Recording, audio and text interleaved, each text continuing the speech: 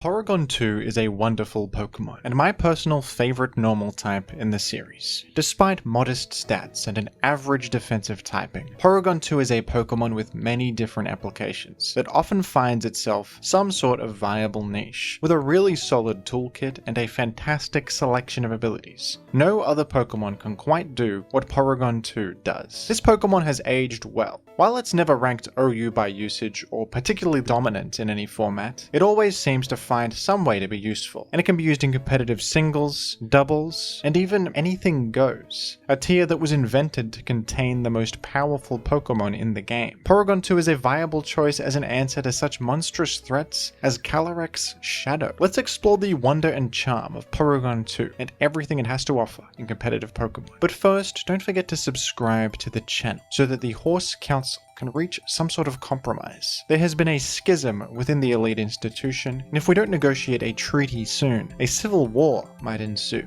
Thank you. Porygon2 was introduced in Generation 2. In this original debut, Porygon2 did not have an ability yet, since abilities didn't exist at all, but it was already seeing some success, due to its vast move pool and unique options. In the lower power level of this early generation, Porygon2's stats weren't terrible, and this Pokemon stood out from other normal types with its access to recovery and good attacking options on both sides of the spectrum. With Bolt Beam coverage, Double Edge, and Recover, this can function decently as a bulky attacker. Snorlax is obviously a huge competitor, but Porygon2 stands out enough here to be usable on certain teams. Gen 3 is where Porygon2 would really make a name for itself though. In these new games, Porygon2 was blessed with the ability Trace. This is straight up my favorite ability design in the series. It has so many awesome applications and is incredibly dynamic. Trace has the simple effect of copying the opposing Pokemon's ability once you hit the field, and there are a lot of useful ways to take advantage of this. Porygon2's primary function in Gen 3 is as a hard counter to Dugtrio. Porygon2 will trace Dugtrio's Arena Trap, giving him a taste of his own medicine and preventing Dugtrio from switching out. The ability to trap and eliminate Dugtrio opens up a lot of amazing team building possibilities. The presence of Porygon2 in the Gen 3 metagame single-handedly makes Dugtrio vulnerable Pokemon like Raikou, Blaziken, and Heracross much more viable. Porygon2 isn't just a one-trick pony though. This Pokemon is a very solid check to Salamence with its respectable bulk and access to Ice Beam. Porygon2 has the Bolt Beam combo, which makes it one of the best checks to Gyarados as well, and generally pretty threatening. Recover and Thunder Wave are always useful and make Porygon2 a good Pokemon in just about any matchup, even if it's not facing a Dugtrio. Trace comes in handy a lot too. Tracing Levitate against Flygon or Claydol grants you ground immunity, and a very safe entry. You can trace Jolteon's Volt Absorb and be immune to its own electric moves. Tracing Blissey or Celebi's Natural Cure can allow you to heal a status ailment, and you can occasionally trace Flash Fire from a Houndoom too. Unfortunately, Trace doesn't work against Intimidate in Gen 3 for whatever reason. It would be very useful if it did. But Porygon2 is such an important option to have in this metagame, and its very presence has led to entire team archetypes and sets of Pokemon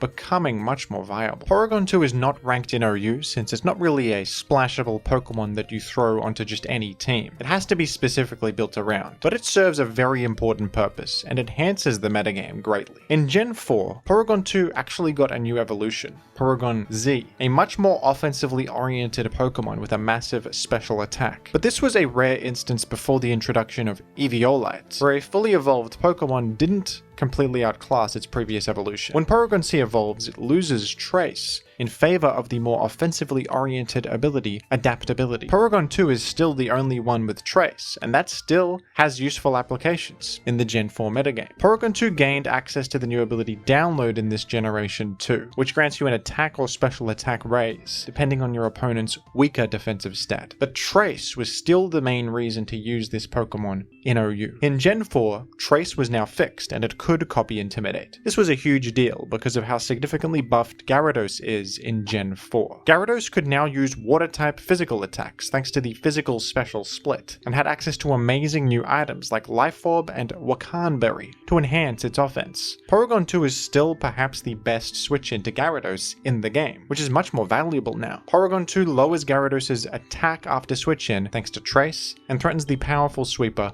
with Thunderbolt. The ability to trace Flash Fire was also a much more relevant factor in this generation, where Heatran was released and quickly became a dominant force. Porygon2 is a very safe switch into Heatran, copying its Flash Fire, granting a total immunity to Fire-type attacks. Porygon was also significantly buffed in Gen 4, and became much more popular with its new Dragon-type attacking options and access to Choice Scarf on U-turn. So Porygon2's positive matchup against this prominent foe is also a point in its favor. There's no Dugtrio to counter Trap anymore since Arena Trap is banned in Gen 4. But the utility of Trace still comes in handy. Porygon2 is actually a great teammate for Scizor. Scizor has a poor matchup against Heatran and Gyarados, but Porygon2 can switch in against these Pokemon really safely and earn some value once it gets in. Even though Porygon2 is an NU ranked Pokemon in Gen 4, it still has some real reason to be considered on teams in OU. Gen 5 offered Porygon2 another great new tool to keep up. The new item, Eviolite, which grants a 1.5 times boost to defense and special defense if the Pokemon holding it is not fully evolved. With Trace and this new item to set you apart, Porygon2 firmly stood out from its older brother,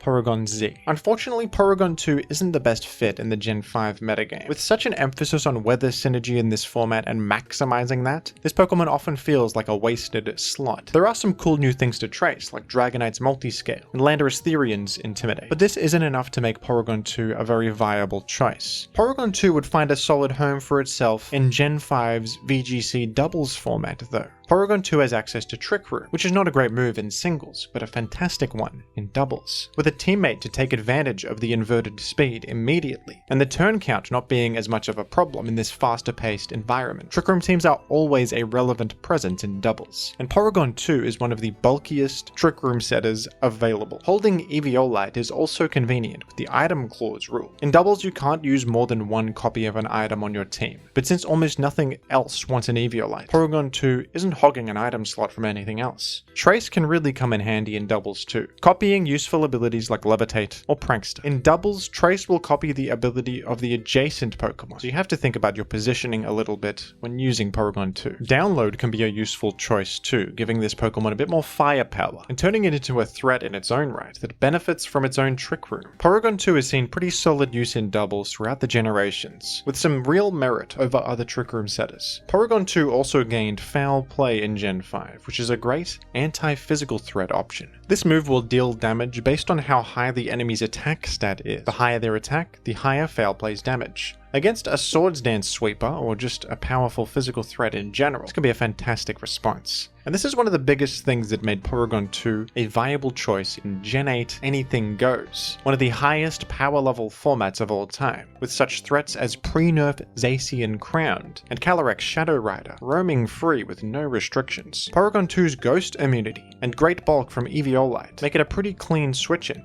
to Calyrex Shadow Rider, and Foul Play is a perfect response, dealing ×4 super effective damage. Porygon2 favors the ability Analytic in this metagame, which grants 1.3 times damage boost if you are the last to move on a turn. Porygon2 is much slower than all these legendaries, and the damage boost helps it achieve that little extra bit to take these guys out. Foul Play also comes in handy against Necrozma Duskmane. Foul Play can deal massive damage, exploiting the Pokemon's high attack stat and dark weakness. Foul Play comes in handy against Lunala too, who is also ×4 weak to the move, and literally anything else that likes to boost its attack, which is a common strategy up here. Ice Beam helps you check such threats as Zygarde Complete and Groudon, and Teleport even allows Porygon2 to safely pivot into teammates and earn some momentum. In Gen 8, Teleport was changed to have the in-battle effect of switching out with negative priority. It is a fantastic way to guarantee a safe entry point for a teammate. With the bulk from Eviolite, a positive matchup into multiple prominent enemies, in a way to safely pivot into teammates, Porygon2 can go toe-to-toe with some of the most powerful Pokemon in existence. Porygon2 perfectly exemplifies what I think makes a good Pokemon design. It is adaptive and dynamic, and with its vast set of tools it can be used in many different ways. This Pokemon from Generation 2 can still find a niche role for itself in a format as oppressive as Anything Goes. This versatility serves to enhance whatever metagame it's in, giving players a team-building option like nothing else that supports other Pokemon in the format and increases their viability by proxy. The way it plays in-game even feels true to the flavor of the Pokemon itself, a digital creature, copying and pasting its enemies' abilities and giving them a taste of their own medicine, or downloading information about its opponent to exploit their weaknesses. Thank you for watching,